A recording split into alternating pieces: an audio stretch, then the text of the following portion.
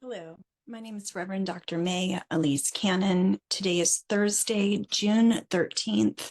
Today is day 251 since the attacks by Hamas on October 7th. Today was my first day back to conduct the live weekly updates on everything that's been happening in Israel, the occupied Palestinian territories, and especially Gaza. We've been giving live weekly briefings on Thursday mornings, and it was good to be with the faithful constituents who gather weekly, including someone who logs in online from Hawaii, where it's 4:30 in the morning. Might we all be so committed to peace? This week in Washington, D.C., Reverend Dr. Munther Itzhak has been with us. Telos just finished up a leadership conference, 3 days of people coming to D.C. to learn, to grow, to fellowship, to stand in solidarity, and to meet with elected officials, calling for a comprehensive ceasefire. And so when you're in DC, let us know. We'd love to help you set up meetings with your elected officials. We're saying stand in the gap, give, act, and pray. We are committed to calling for the desperately needed comprehensive ceasefire. Also for churches, pastors, and leaders, hot off the press, mark your calendars, Sunday, July 21st. We plan on putting together a packet of information calling for churches around the country in the United States to include prayers for peace in the service, perhaps even a sermon or the whole focus of the service that Sunday. It happens to be the Sunday before Prime Minister Netanyahu will be in DC talking to the joint session of Congress. But Sunday, July 21st, we're calling on our member communions and our church partners to really focus that Sunday. We'll have some videos and things that you'll be able to use in the service. And so we'll have those materials available soon, but you can go to our website. The commitment will be calling for an end to genocide, an end to death, an end to destruction, an end to all violence and war. So more to come about that. You can find out more on social media in coming weeks, or our weekly news bulletin, or our website to find out more.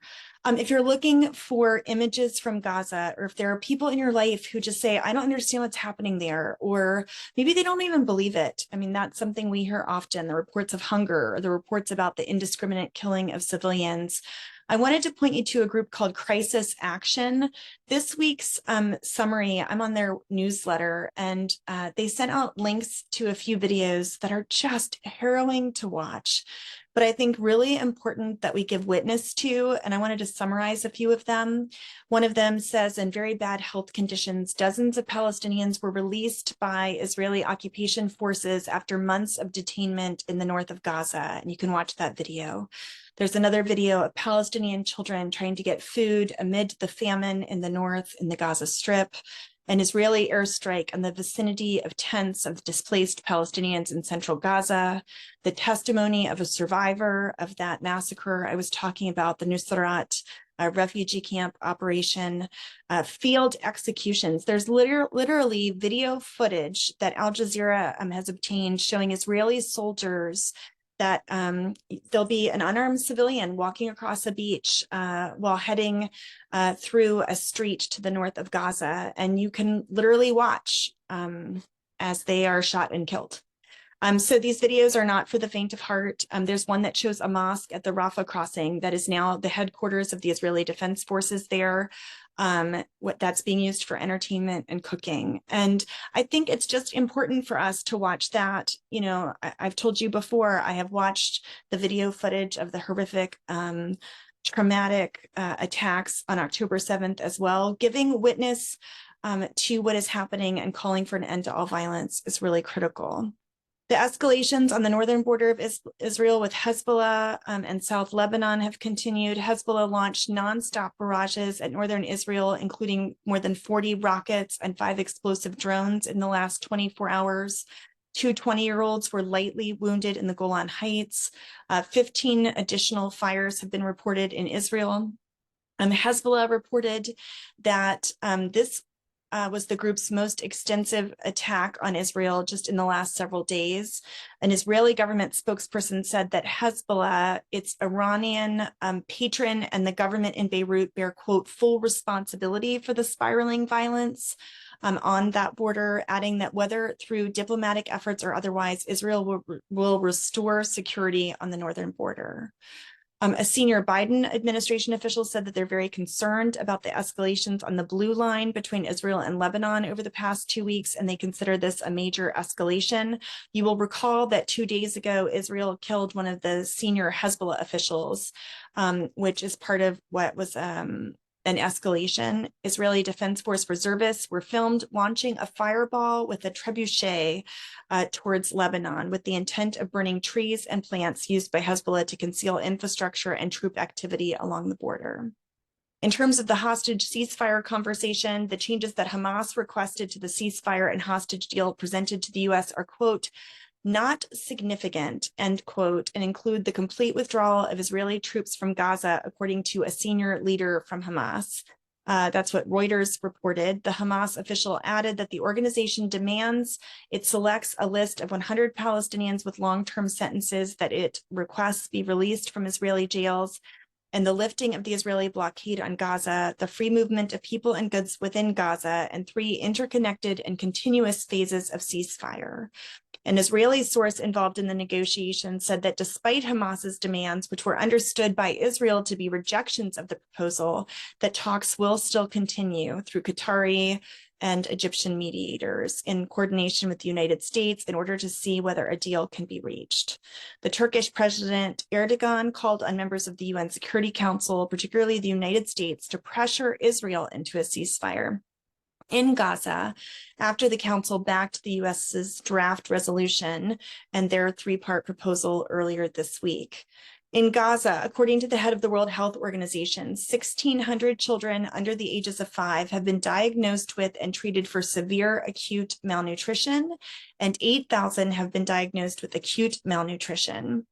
The IDF said that operations in Rafah and across central Gaza are ongoing. I'll just make a comment about the acute malnutrition. One of the challenges is people are not being allowed in and out of Gaza to make assessments. And so there really is a lack of information and a lack of ability to be able to monitor the situation in terms of famine in North Gaza. The IDF denied the claim made by Wafa, the Palestinian news agency, and that was reported by CNN, that said it struck in a designated safe zone in Al-Mawasi in the southern Gaza on Thursday, so they're denying that claim, the Israeli Defense Forces. And according to the health ministry in Gaza, the death toll is now 37,232 souls killed, and those wounded is at least 85,037 people. In the West Bank, there was an exchange of fire between Palestinian militants in Jenin and Israeli forces today in an operation intended to uncover explosive devices, according to the Israeli military. There was a house that was raided where, according to the Israelis, 2 men were wanted inside and they were shot and killed by Israeli forces. The mayor of Jenin said that Israeli forces operating in the city have harmed the water and electricity infrastructure for the city. They also have harmed phone lines and sewage systems. Other sources said that private property, including shops and vehicles, have been damaged in Israeli operations. In Israel, there was a reservist, Eliran Mizrahi, who was diagnosed with PTSD, post-traumatic stress disorder, and he killed himself after receiving an emergency call-up order to serve. He was laid to rest in a military funeral after the IDF revoked its initial decision and decided to acknowledge him as a fallen soldier. There has been a huge crisis in Israel about the number of soldiers who've been diagnosed with PTSD. And I even heard when I was on the ground in Israel that some soldiers are being kept, not allowed to return home because it's been too traumatic for them to return home and then go back to fighting.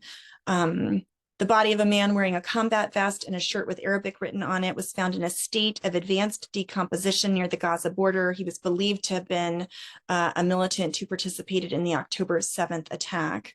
And the UK Labour Party in England, ahead of the polls before July 4th, or in the United Kingdom, they're going to be having their elections on July 4th, pledged to recognize a Palestinian state as a contribution to a renewed peace process. I did want to give an update on the Tent of Nations. Many of you know the Nasser family, Dawood Nasser, and others in that family. There is a situation there where there is increased building, not only of the nearby settlements, but there has been a plan where the construction of roads is determined to be going through their property. And we just got a report that construction has increased dramatically. And so please pray for that family. If you're interested in volunteering there, let us know. We can connect you. The presence of international volunteers as accompaniers has been quite significant and often deters bad behavior, if you will. If you are in the United States or wherever you are in the world, we also hope that you'll consider engaging, either planning or participating in a Gaza ceasefire pilgrimage, going to people in power, elected officials and others, calling for a comprehensive ceasefire, working to end the ongoing war on Gaza, the devastation and ongoing genocide happening there, to end all suffering and to end all violence. So may we work together to that end in the name of Christ. Amen.